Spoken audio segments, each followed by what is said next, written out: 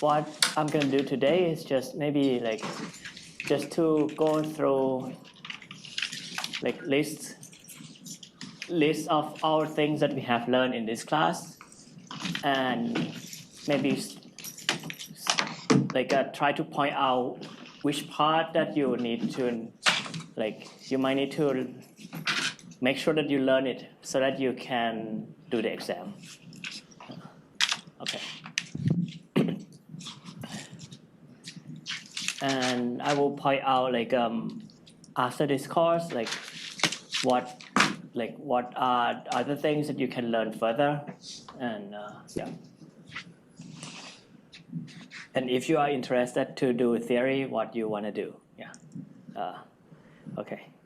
So just to recall the whole course, the first theme that we have seen is basically how to reduce big problems to smaller subproblems. And basically, we start with the classical paradigm, which is divide and conquer. We have seen like how to multiply numbers using like school method, but you have seen like better way, like Karasuba algorithm. And also, if you want to multiply polynomial, then you can get it to nonlinear time, like using FFT. And you can actually improve, like you can use algorithm for polynomial multiplication to actually to give like a just integer multiplication algorithm, which also right now run in n log n time. So like the idea is just transfer. Also, you have seen this selection algorithm that is faster than sorting, like linear time, not n log n, right? Also, you see how to like use divide and conquer to get exponential improvement for exponential time algorithm. So that's like you have seen maybe how to solve like maximum independence that is in the class, but several things are in homework, like what the linear arrangement thing. Yeah. Okay. And dynamic programming, there are like many kind of dynamic programming that we have seen. The one that have you do like you fill in the table of like the one dimension table or two-dimension table, like edit distance and some other things like optimal battery search tree. But beyond that, dynamic programming can go beyond like just filling in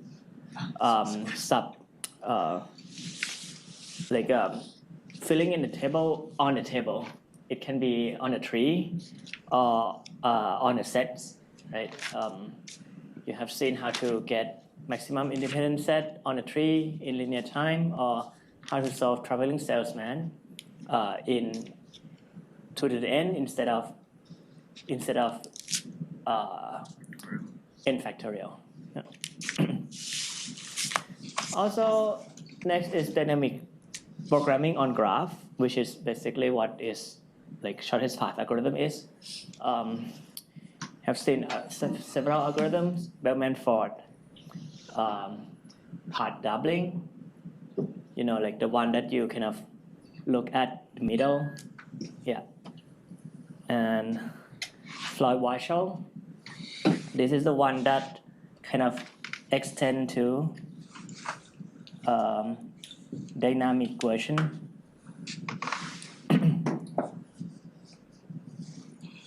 Yeah. You have seen Dijkstra, and we have seen like dynamic algorithm of shortest path as well, like Evans-Shillor. Okay. So that's the first theme, like dynamic programming and divide and conquer. Okay. Now the second theme is amortized analysis, or like how do you analyze overall performance of algorithm through time. Like some step can be very slow, but overall running time is good. How can we reason about this at all? And we have learned several ways. One is just direct computation, similar to when you analyze event lottery. You just say that, okay, the level of nodes kind of just go monotonically, and you count how much it costs like directly. But there are other ways, right? Bank account method or potential function method. So we use this to analyze several things. Like, okay, you can see, like you have seen hollow heaps. Here we use potential function or bank account. We can use both actually. We have seen splay tree. That is like, like the one where you access something and you just splay it up to the root. Hope you remember that. Like this is still like a magical binary search tree algorithm that people still don't know how to analyze it like completely. I mentioned the conjecture called dynamic optimality conjecture. It's still open today. It has been open for 40 years, and the progress has been slow. Okay. We have seen like a dynamic edge orientations algorithm. Okay. Good. Okay. The next theme, which is kind of close to the midterm, is how do you use randomization, right, to save space and time. So, okay, first thing is that like you see that if you want to implement dictionary, you can use binary search tree. So that's like a standard one. Well, it has like update and query time, which is log n. But we can hope to improve upon this once you use randomization. We have seen like a simple way to improve log n to constant just by like hatching with chaining. The one where you have like some hash, like random hash function that put each element into like random position, right? And if two things are mapped to the same position, then just put it into the same linked list. So that's hatching with chaining. Okay, everything here is constant, but it's like expected like a time.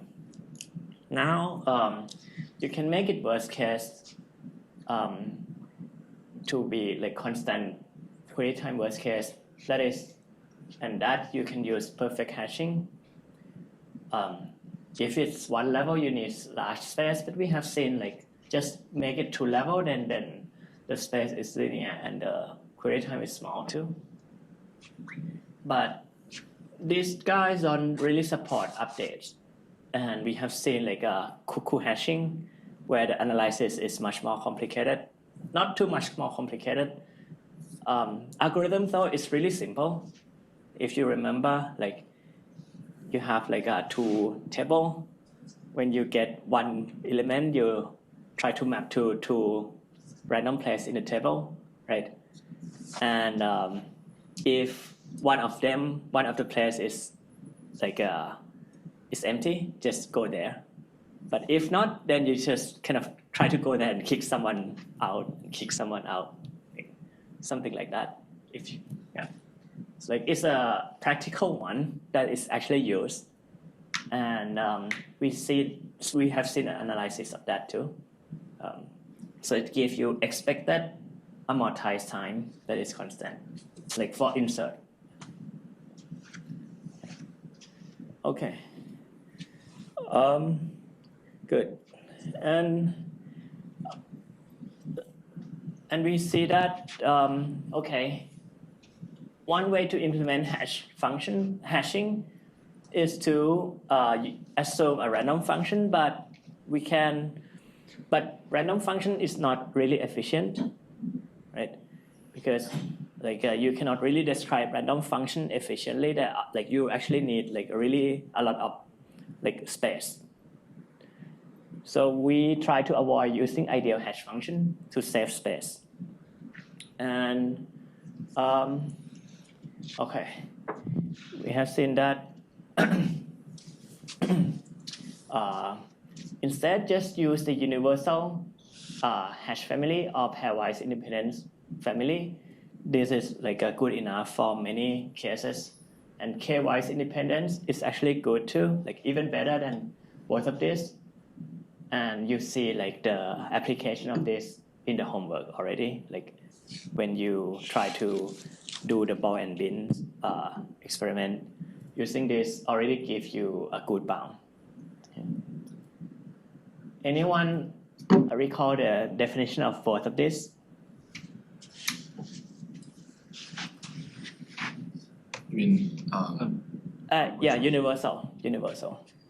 What does it mean for the hash family to be universal? It's the AX plus B mod P. It's like that every element or every element in U maps to an element in M with probability 1 over n or 1 over m, whatever the size of m is. Every element, or yeah, so I guess probability of h of u equals x or something. Okay. Is going to be 1 over m, I think. Okay. You said that the probability that this is you map u to x is something is 1 over m if if h is from the space of size maybe u. Actually, yeah, maybe this is okay. If if h is a function from universe U mapped to image of size m, so if this is the case, it's not universal yet. This is just to say that it's uniform, right? For all element, if it's mapped each element U in the universe to for all x. If it maps each element to some fixed value x with probability 1 over m, it just means for each element it maps to some point. Basically, it maps to every point here uniformly. That's just to say that it's uniform. It's not universal yet. What does it mean to be universal?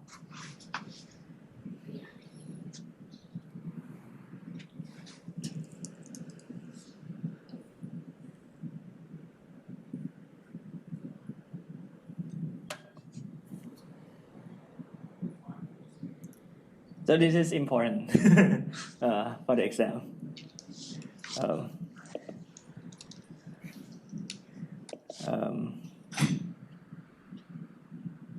Anyone? Yeah. Is it the probability of them colliding is 1 over m? So h of u is equal to h of v, where u and v are distinct. Yeah. So, right. Universal.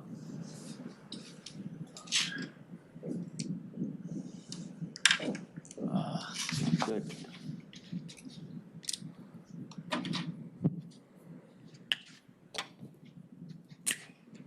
Good. Okay. We say that H, which is a family of hash family, family of hash function, is and let's say like each of this guy is from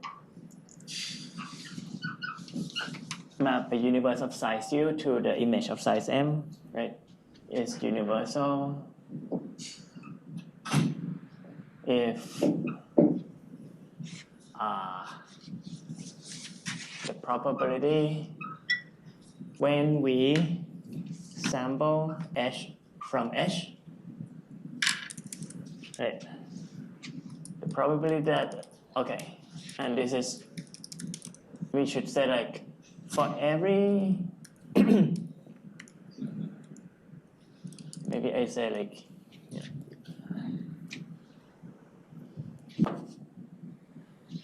yeah, I maybe I just write like before, H in H. The probability that they collide is small. So meaning that maybe it maps from X to some number. Yeah. This thing collide. This should be at most 1/m. And this should be true for what? For all what? For all x is y in the universe. For all xy, In the universe such that x is not equal to y. such that then they are not the same. Yeah. Only the one that are not the same. Right? Yeah. Okay. Good. Okay. What about two y's independent? And note that like universal is the property of a hash family, right? It's not referring to specific hash family. It's just some property. Okay. What about pairwise independent? So it's the probability that Mhm. h of x maps to u, or like Something. some wi, I don't know, and h of y maps to wj Good. is less than or equal to m, 1/m squared. Mm-hmm. Yeah. Probably that h of x map to w1 and h of y map to w2. This is actually exactly, Oh, exactly. yeah, m square for all x, y such that are not the same, and for all w1 and w2.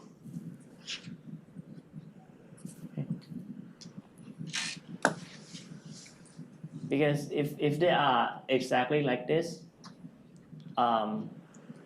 it would mean that like these two things works like a independent random variable. Yeah. Yeah. If you just have, actually, if you have this thing, it must imply this. So it's good. Yeah. Right. Yeah. The reason that if you have at most, it must imply this. It's just because there are m square many choice for w1 and w2. So if for all choice w1 and w2 is at most this, then all the choice must be exactly this one. Yeah. Anyway. All right. So analyzing whether a hash family is universal or pairwise or k-wise is good to know. All right. Sublinear time algorithm. Well, we have seen two different aspects of sublinear time algorithm. One is vertex coloring algorithm in sublinear time. Like the one that we have seen is that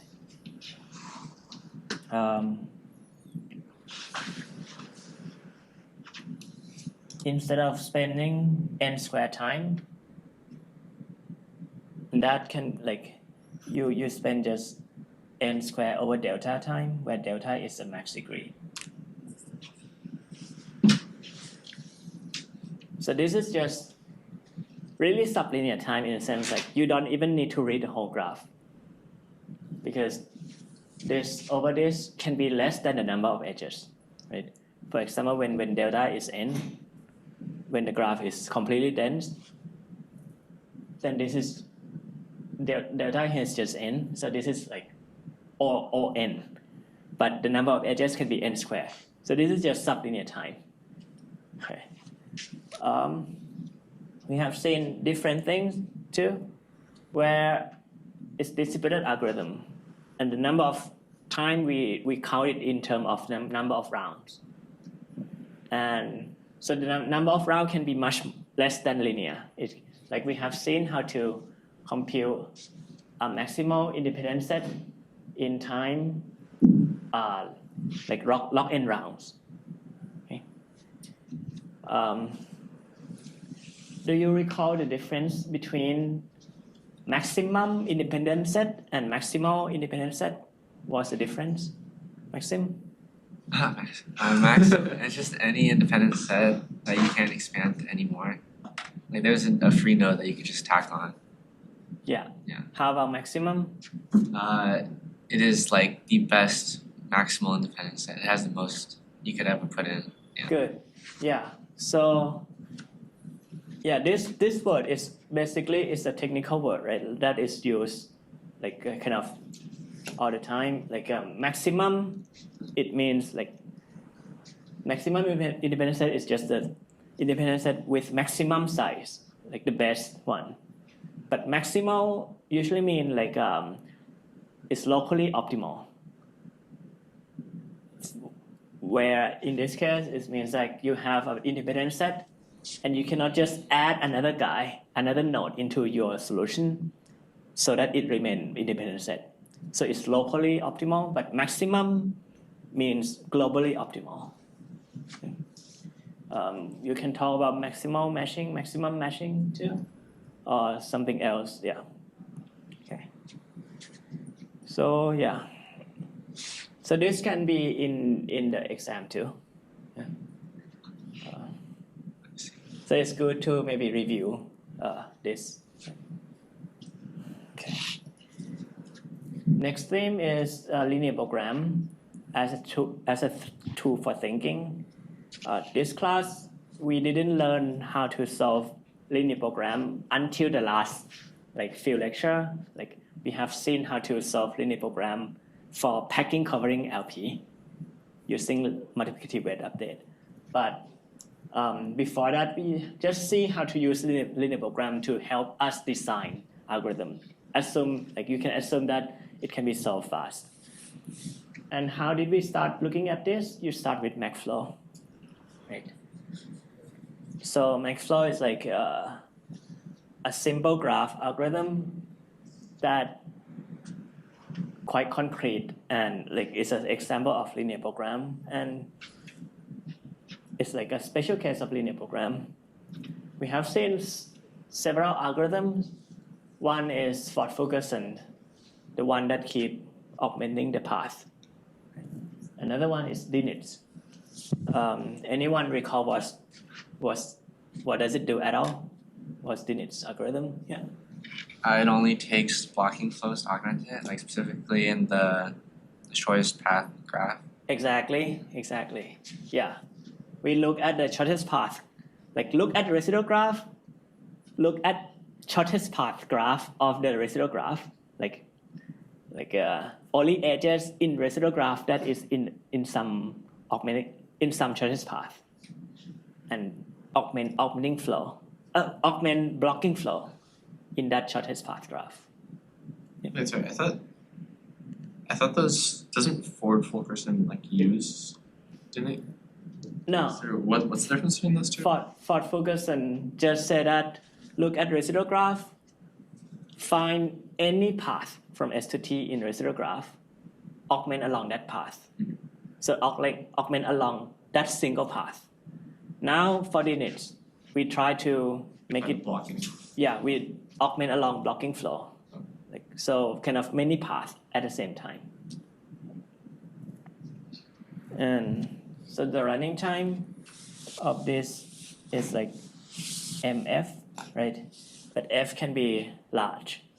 And so this is not quite polynomial time. But this one, it says that, okay, just augment blocking flow, which you can do in mn time. After one blocking flow, the distance from S to T will increase by 1. And so you just need to repeat this n time. Because once the distance in residual graph is more than n, it means that S cannot reach T in residual graph, which means that the flow, like, there is no more augmenting path, so it's maximum. So this is like running time of max flow. 40 units. So this is not so fast yet. Yeah, we would hope for nonlinear time algorithm, and by now we know how to do it. I'm gonna teach it next class, next semester. Yeah. If you want to learn. Come back. Bomb the test on purpose. And by the way, like Ford focus on like this thing, like from the proof of the correctness of this algorithm, we have seen Maxwell-Min-Cut theorem. Right? We have seen like a combinatorial proof, algorithmic proof of Maxwell-Min-Cut theorem. But this is just a special case of LP duality. Yeah. Like why Maxwell and Min-Cut are the same, that just follow from if you believe in strong duality of LP. Okay. But Maxwell itself is really expressive, right? You can use it to solve many things already. Like minimum cut, disjoint path, global min cut, vertex version of everything here, maximum matching. Okay. So yeah, circulation. So the point is like even for the special case of LP, like Maxflow, it can capture many problems already. There's going to be one problem on Maxflow for sure in the exam. Okay, good.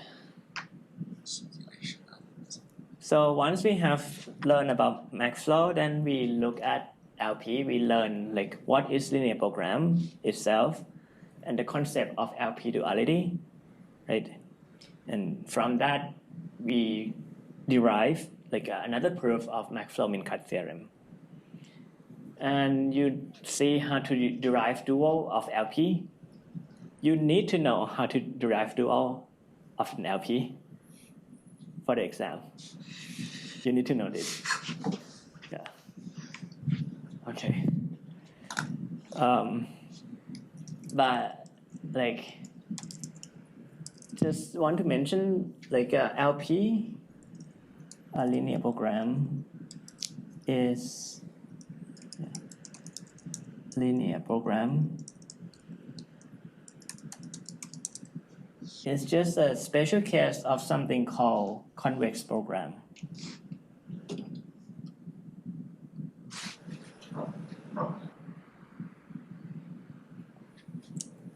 So basically, instead of linear program, it's like instead you have like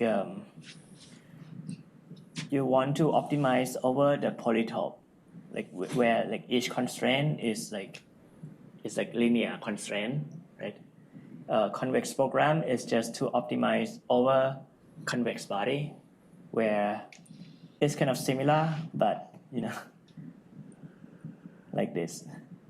So each of the constraint is like, it's like, yeah, it's not, might not be linear, but it has a property that if you take any point, any 2 points and draw it, then every guys here are intersect. this is convex body. Polytope is just some special case of convex body. And this can be solved in like a polynomial time, like linear program. And what? Like, okay, and the concept of duality is there too. Yeah, you can define like dual program of convex program, and there is a strong duality and so on. So if you wanna like, if you feel like you're learning more about linear programming and how to capture much more like a wider range of problem, you can look up for convex program and learn about this. There is like several class, like the one from Stanford. It's a good one. Yeah. Okay. Okay. Okay. There are many problems that can be captured by linear program. Like we have seen some manufacturing problem, like some everyday life problem, like design how to manufacture like cookies or cakes. That's like some toy example, but it is actually used a lot in manufacturing problem. More importantly, we have seen that actually many combinatorial problem, like graph problem, string problem, like a lot of things, 3 set even, can be modeled as an integral program, okay? Integer program. Okay? Like many integral problem can be captured by integer program. And once you can capture it by integer program, we can still hope to deal with it by relax it to LP and solve the LP, and then try to route it back to get integral solution. Right? So integer program itself, this is NP hard, but you can try to solve it anyway by relax it to LP, solve it and route it, and then hope that you still get some good approximation. So that's this is like the paradigm on LP routing.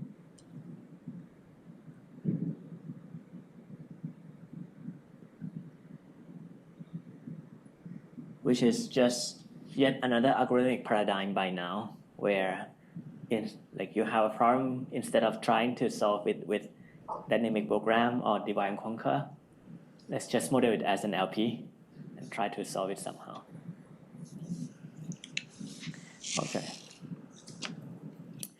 Okay, so it's not, so basically it's not just a powerful black box. You can use it to design algorithm. One is to, we have seen how to use it for approximation ratio, like to bound approximation ratio of approximation algorithm, right?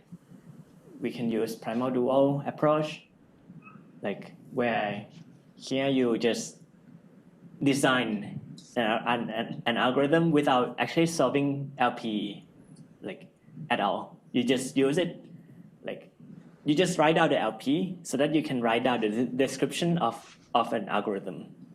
So anyone recall what problem have we solved using primal dual approach? Say it again? Shortest path. Shortest path. Yeah, that's in the homework. Yeah, Dijkstra is like is one instance. What else? Next. Right, the set cover. Set cover. Yeah. Yeah. Good. The version that we have seen is the one where it has bounded F, right? Bounded frequency, I think. Or F is like the most amount of sets each vertex is in. Exactly. Like F is like the max, like if this is element, this is like the number of set that each element is in, this is at most F. Yeah. Okay. and also we have seen how to just write LP so that you can solve online problem. Yeah, you have talked about competitive ratio, and then try to design online algorithm by writing LP, try to solve LP in the online fashion, and then route a solution. Right?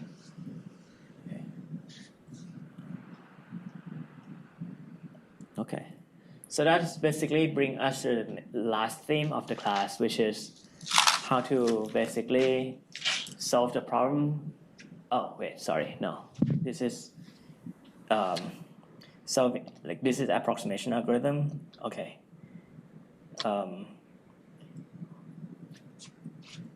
Okay, this is, yeah, how to solve the problem with when optimal how to get near optimal algorithm when it's NP hard or when you don't know the future. Okay,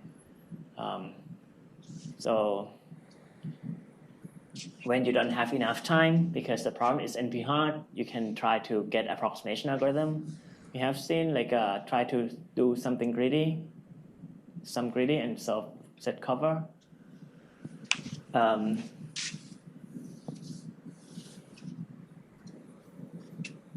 And that gives you log n approximation. We have seen LP routing approach, where we just do this, model it as an integer program, relax it, solve it, and route it. And there are several problems that we have tried to solve this, like vertex cover, set cover, congestion minimization. Primal dual method. Okay.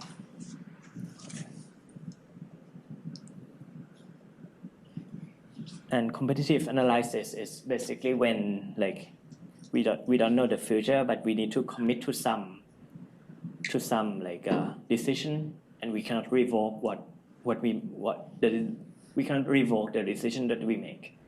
Okay. So we have seen a ski rental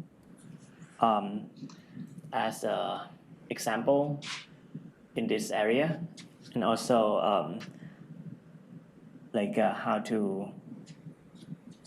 how to schedule how to schedule the machine, the jobs to machine, okay, in the online setting.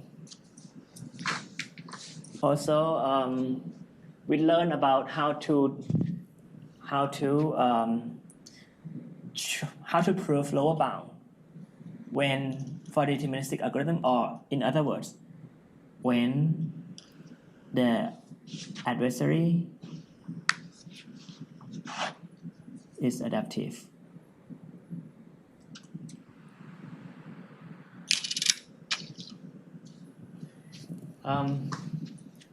Do you recall what does it mean for the adversary to be adaptive? Yeah. It means that they can see your strategy, and they know basically exactly what you're picking at every point. Yeah. So actually, I want to be clear. The adversary, actually, you can assume that adversary knows your pseudocode, your code anyway. But if it's adaptive, it means that it even knows the random choice that you made. Okay. That's the same thing as saying that your adversary knows the decisions that you will make. Yes. Okay. Yes. Right. Good. So there is another one which is called oblivious adversary. For oblivious adversary, well, it knows the source code, but it doesn't know, it doesn't really see, thing like this. It sees the source code, and then it just generates the whole update sequence from the beginning, and then maybe it tried to make it hard given that it sees your source code, but once the once the game runs or like once there is like once you start the algorithm, then it just feed the update sequence to your algorithm without really see what the random choice that your algorithm make at all. It's just oblivious to how the algorithm make decision when you see.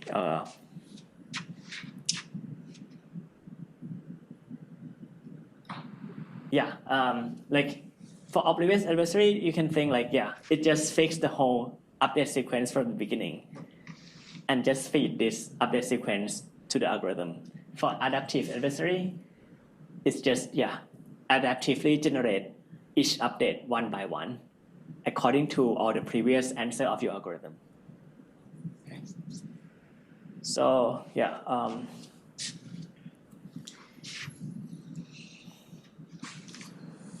good.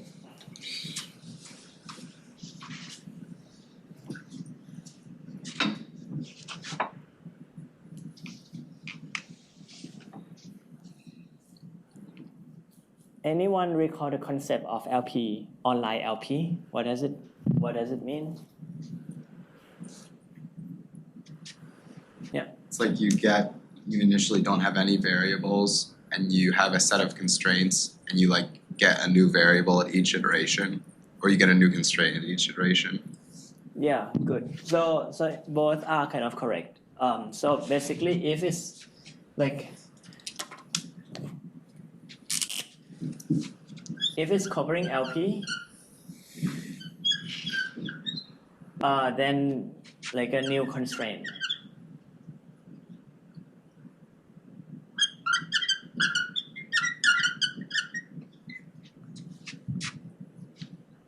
And all of the example that we have seen in class actually is the covering LP, like set cover or ski rental. This can be captured with covering LP, and in each day you get new constraint one by one, and you need to satisfy the new constraint. Okay, but like in order to solve this one, like in the online fashion, we basically like we write down packing LP, which is a dual, right? And the way that this thing evolves is just you get new variable. But we don't really want to solve this guy. We want to solve this, but we just came up with this packing dual LP just for analysis. So the online LP really like I mean this one.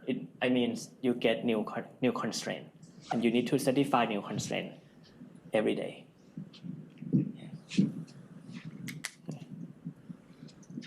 So, and we can apply the same paradigm, which is you come up like try to capture the problem in the online version with integer version, relax it to LP, but solve the LP in the online fashion and then route it. Okay. So this is like we have seen this for set cover, online set cover. Yeah. Okay. Good. So you should recall how do you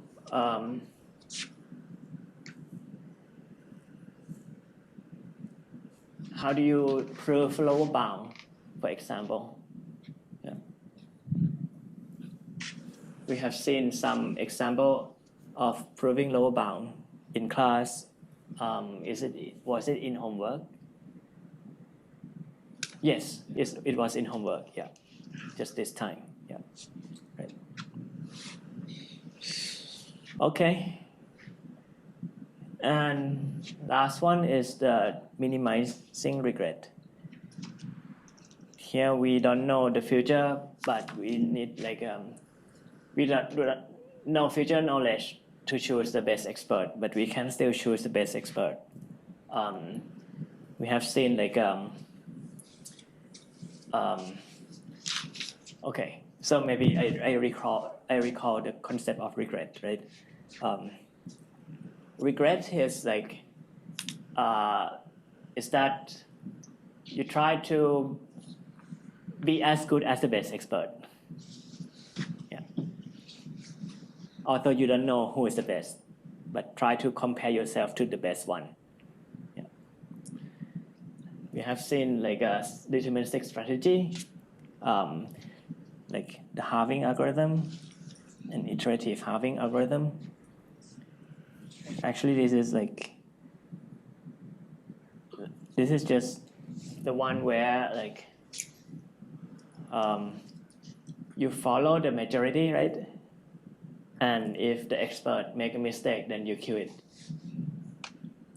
Once there are no experts left, then you kind of start a new phase. But it's not that good. You see in the homework that okay, this one gives you like the loss of the number of mistakes that you can get is maybe as big as log n times the loss of the best expert. You have seen in the homework how to improve this too, something like 2 epsilon plus log n. This you have seen. But if you allow yourself to be randomized in a sense that in each round you don't commit to one expert, but you choose a distribution of expert, then you can get to improve this to basically 1 plus epsilon. And that is what is like you can achieve this using multiplicative weight update. How to update the distribution of the expert. Yeah. And then we see the application of weight update, right? How to use it to solve packing covering LPs. And we see like width reduction technique from just previous class. So just for like intuition on the weights in like MWU for packing covering LPs, is it, so I think what I have in my mind, I'm not sure if this is correct. Basically, the way I think about it is it's like we're basically condensing all of the constraints into one for our oracle. And then, so our oracle may violate some of the original constraints.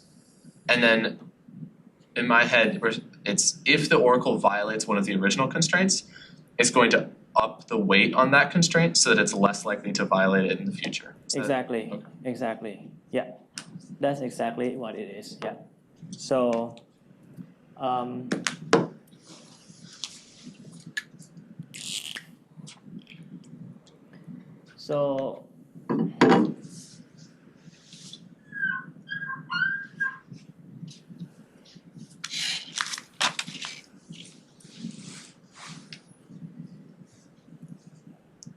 the weight of, let's say that you have maybe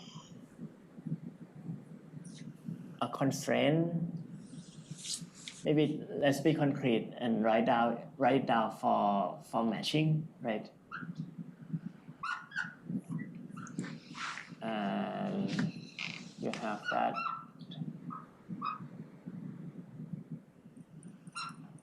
one for all b xe is 0. So we have the weight for each constraint, the weight v for each constraint. Yeah. And in each round,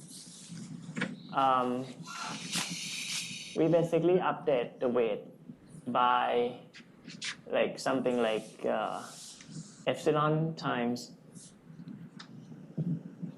the gain vector of the weight and over rho here.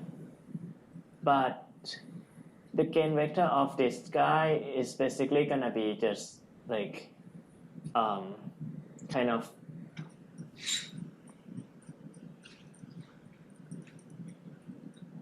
this is just this one basically, like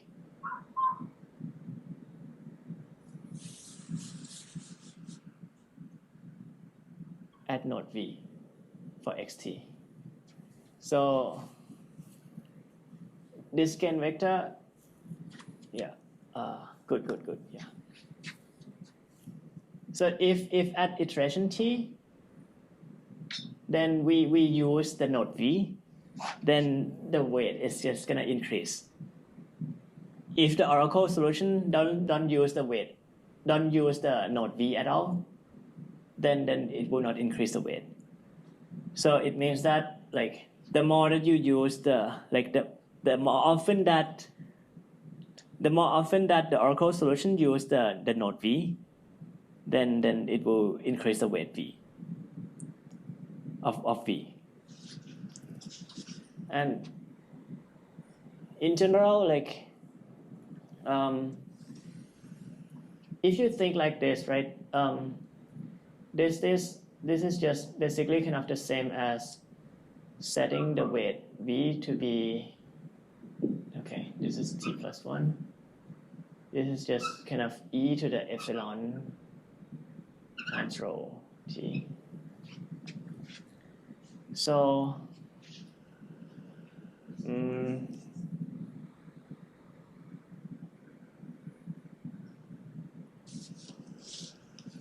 so like when you like kind of unfold this whole thing, then this is just gonna be the weight of v at the end. It's just like this thing multiplied by this for every time t. So this is just the weight at the beginning at the time 0, which is just 1, times this e to the epsilon ht sum over all t.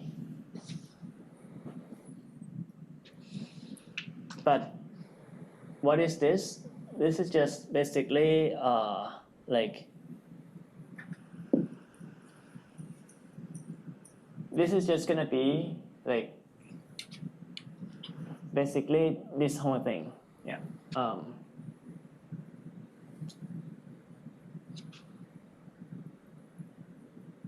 Basically, this is e to the, I put epsilon over rho outside, but summing over this and ht, which is this one. Okay, e in t, sorry. ht, which is x e t. But this is what? This is just a sum over all Oracle solution that use a node v. Like this is just the Oracle solution that you, like how much the Oracle solution at time t use a node v, summing over all time t. So this is just basically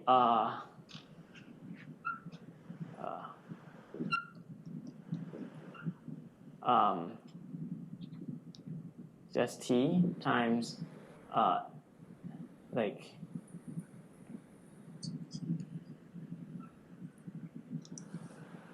x bar e. You see, so basically an x bar is just basically what we return. We scale x bar down by a bit at the end. So what does it say? It says that the weight of node v is just how much our solution at the end use node v. So my point is, okay,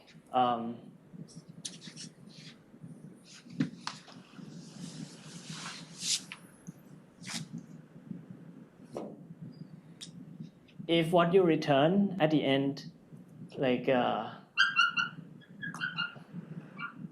if this is a node v, and if let's look at x bar, if x bar is such that this part is like one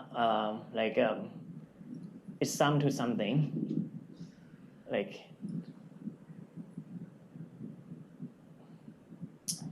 what I want to say is just that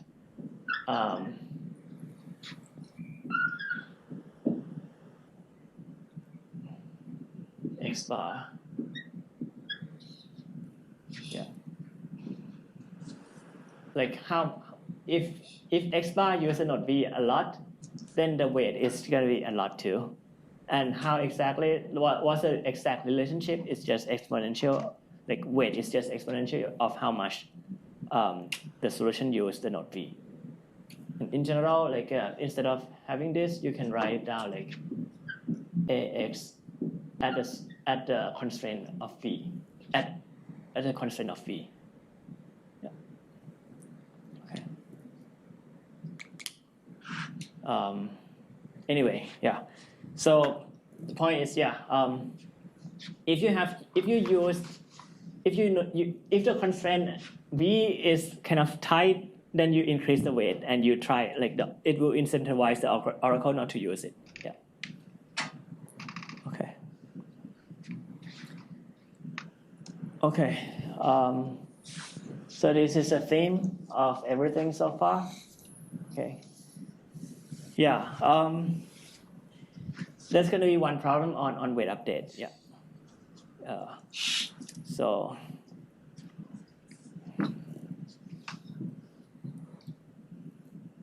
Okay. How to reduce a problem to smaller one? This is how to analyze overall performance using amortized analysis. How to use randomization, linear program as a tool of thinking, and basically here is like it's a collection of approximation algorithm, online algorithm using competitive analysis, and minimizing regret. Okay. So that's, I hope it's like kind of several like direction of how you think about things. Okay. And yeah, any more questions about like an exam? Like otherwise, I'm just gonna talk more about what's beyond this class. Is it cumulative? Whatever. Like, will we have DP in the previous stuff or not really? You will not have DP problem. Okay. Yeah. And then for here, we need to talk about how like the weight kind of influences how much the oracle will use it. Is that just because we solve the oracle with best bang per buck, or like why is it that if the weight's higher, the oracle is more likely to use it? Oh yeah, because the oracle still try to like find like if you recall like what oracle problem is just once you have packing LP you collapse everything to one, right? Yeah. And then if the weight of some constraint is large, then any variables that correspond to that, like that kind of involved with that weight Will matter more. will be kind of expensive too. Yeah. Yeah. So yeah. Okay. Yeah. So yeah, like the oracle still try to optimize for something, but it's like an easier optimization problem because all the constraints are collapsed to one. Yeah. Yeah. Okay. Yeah. So what's like like hashing onwards is everything. Yeah. Okay. Yeah. Okay. Good. So I would like to advertise my class next semester. So if you kind of like graph algorithms, then like then next class I have this class on exactly graph algorithms, and my hope is that you're gonna see basically the state of the art. like there are, like in the past maybe few years, like less than 10 years, actually there are so many like very exciting progress going on. Like before that, people like the state of the art get stuck for like super long time, like 40 years, but just in like less than 10 years, many things cool is happening. For example, like negative weight shortest path. You have learned how to use Spearman-Ford to solve this in MN time. And now we can solve it in nonlinear time, actually. Also, MaxFlow, we know how to solve it in nonlinear time. And so the theme is that like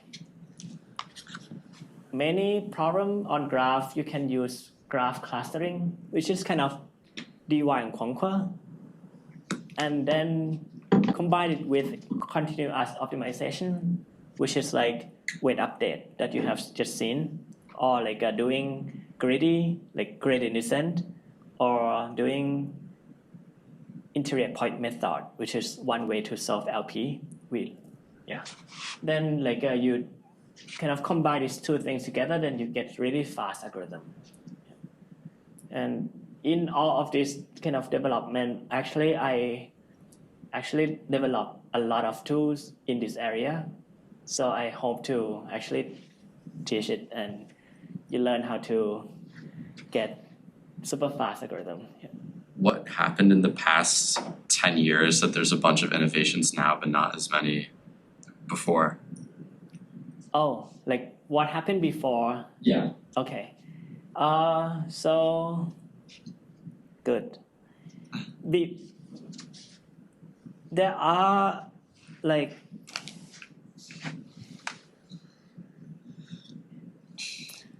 maybe like past 20 years, like maybe, okay, so this thing, right, is kind of during the 60s. Yeah. And then during 80s is when people kind of realize that randomized algorithm is really good and they try to explore randomized algorithm in many areas. Sometimes they don't try to optimize the time yet, but like during the 80s, at least there are some development that maybe give for these things, like there are some development that give m root n. So something happened, and in the 90s, I would say that approximation algorithm is really booming at that time. So like a lot of energy has been spent on approximation algorithm, maybe until this, yeah. And then like basically like yeah. Once you go to this year, then people kind of start coming back to running time because of big data, I guess, yeah. And people realize that like a lot of approximation algorithm that they develop is just too slow. Like polynomial time is just too slow, and yeah, there was a work in particular in this year by Spielman and Teng.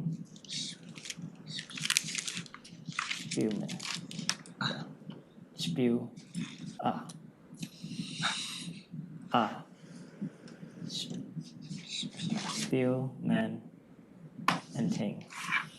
That kind of started all.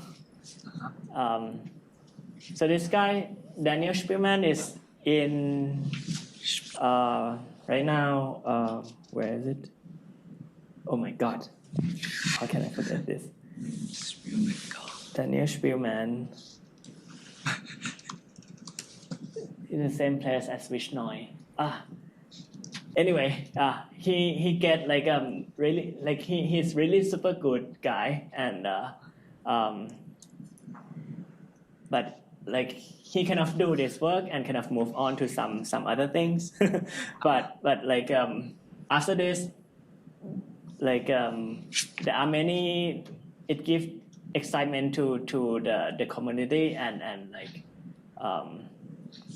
and in the past 10 years, basically a lot of effort is spent on running time. Yeah. It's at Yale. Yes. Yeah. Exactly. Yeah. I was thinking of York, but that's not the case. But yeah, it's Yale. Exactly. Yeah. Okay. Good. So. Right. Like. So when this paper is shown, like the first algorithm with this running time is shown, the algorithm is like more than 100 pages long. So it's not easy at all, but the version that I hope to teach will be teachable. By now there are a lot of simplification. Like it's possible to understand. Yeah. And yeah. Like recently, I also just showed a different algorithm that kind of hopefully simpler. Yeah. So like, I do work a lot on this, and I think like there are a lot of exciting development that it's nice to learn and fun to learn. There are other classes too next semester. This one fixed parameter tractability by Uyong Lee. So this is like a class on, for example, let's say that vertex cover is NP hard. But what you can do to solve it in polynomial time, one way is to get approximation algorithm, and you'll see how to get 2 approximation algorithm for this in this class. However, this FPT area is another way to approach how to get polynomial time algorithm. For example, if I promise you that it can give you, for example, like the running time is like 2 to the k poly n time when k is the size of opt. Yeah. So it kind of extract some parameter out and get polynomial time algorithm. Also, this is like this is exponential, but like if k, like the point is like it shows that if k is constant or like not too big, it is indeed polynomial time. Yeah, and you can do this in for many problems. Yeah, and there are many cool techniques there. Yeah, next is randomness and computation. So it's by Nick Q. Nick Q is another like senior big name in our community, and so I think like our class just touched upon small piece of how to exploit randomization, and you see a lot more in this class. Yeah, if you like randomization. Yeah. Also, advanced data structure. So in this class, you see basically hatching and some dynamic data structure, like a dynamic graph. Yeah. Seth, who I work with quite often, he's kind of try to develop this class that teach you, like this class gonna have like more graph data structure, like distant oracle, or string data structure, and something else. So you can have a look here. It's gonna be cool too. but come to my class, yeah. So then I list a bunch of things like I will upload this, but I try to list a bunch of reference or how you can learn online if you want to learn more about things. This is like just one slide. If it's about graph algorithms, there are many other courses online. Algorithm for big data, like kind of analyzing like metrics or sketching. Well, there are classes by Michal at UMich. Yeah, you can look at this name. Yeah, algorithm for big data. I'm not sure if it's offered next semester, but it's usually offered almost every year. Yeah. So basically, there is a technique called. So you have seen this part of the class when we talk about distinct elements.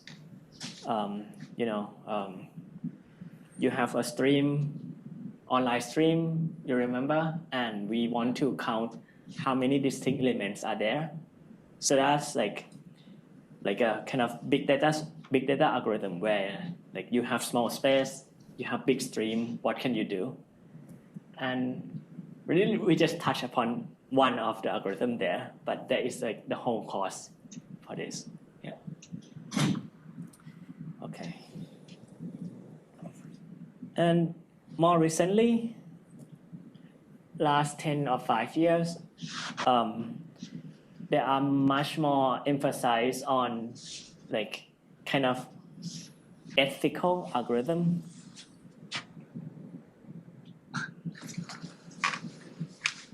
So like you try to design algorithm when you care about not resource like time, space, or make it deterministic, but you care about some other social aspect. How to make it private, how to make it fair, right? This is like a whole course, and you can learn more about it from this course, for example. I just put a link there. Yeah. Right. So, for example, how can I? This. Yeah. Like, imagine that you try to write an algorithm for a hospital, right? There are many sensitive data of the patients, but you want to learn about these statistics.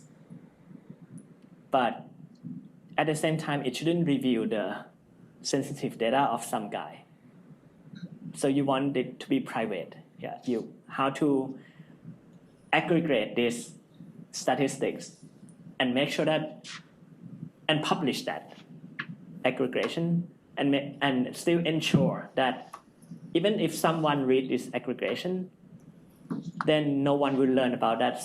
This guy have like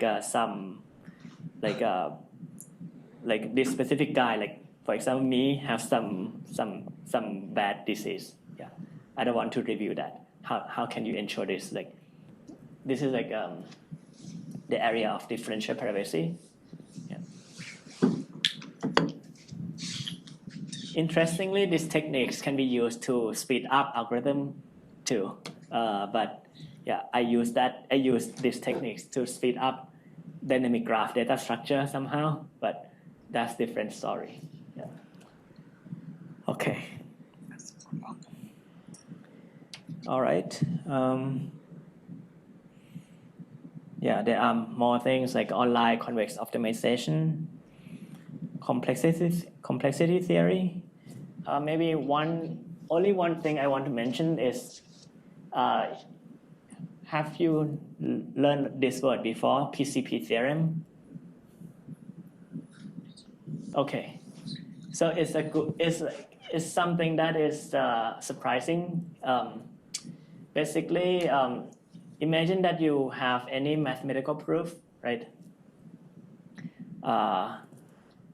But the claim is that any mathematical proof can be compiled and rewritten so that anyone can be convinced with 99% after reading like just constantly many random bits. So suppose that I have a proof of Riemann hypothesis. It's super long proof, but actually there is a compiler that recompile this to another proof, such that if you just probe at 100 random bits, and if this after you probing and do some XOR and like add them together, and it's past some of your like it's past you, it's like something check, like it's this thing add together and it's 0, suppose, then you can be convinced that it should be correct. Okay. So like anything basically anything in NP, anything in NP has a proof. You can verify the statement in NP just by reading like constantly many bits at random place. How can this is possible? Learn it from complexity theory.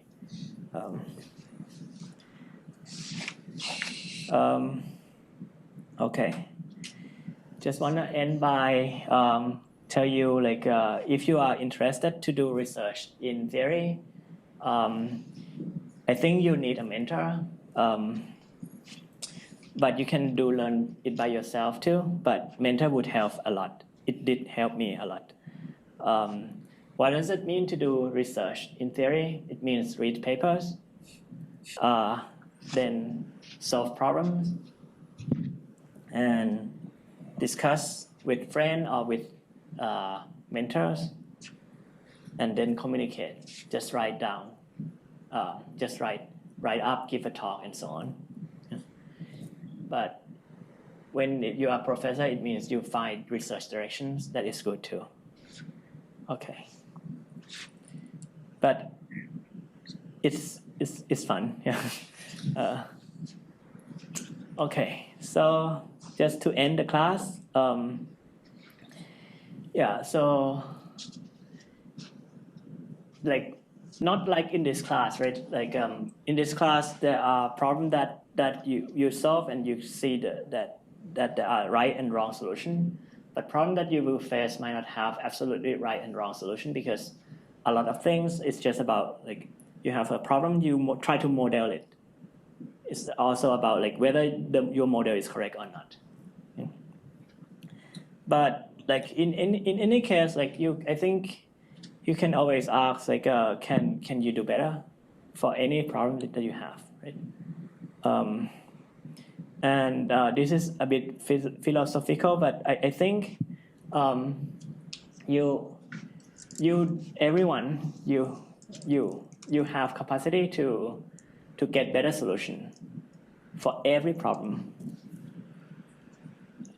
Like this is like what it means to be human. I think like you can get better. You solve problems basically. And this class, at least we see what it means to be better. We get faster time, less fast, make it not randomized, make it no error, make it less communication. Try to be better, even if you don't know the future. We see how to do this regularly, right? So at least like kind of hopefully widen your perspective, what it means to get better. And how to talk about this convincingly and mathematically. Okay, and hopefully it shows you how to get used to like the feeling that you get stuck. Things are hard, but it's really normal, right? And once you overcome that, then it's rewarding, right? Okay, so yeah, I hope that you are having fun solving problem after this class, and having fun solving solving the exam soon. All right, yeah, thanks. Yeah, that's it. Yeah.